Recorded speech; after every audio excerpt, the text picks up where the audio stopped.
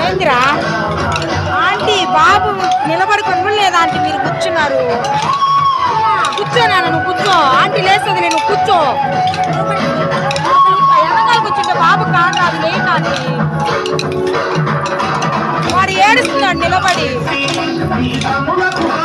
బాగా కూర్చో నువ్వు అందుకే కూర్చోరా అని చెప్పి బాగా కూర్చో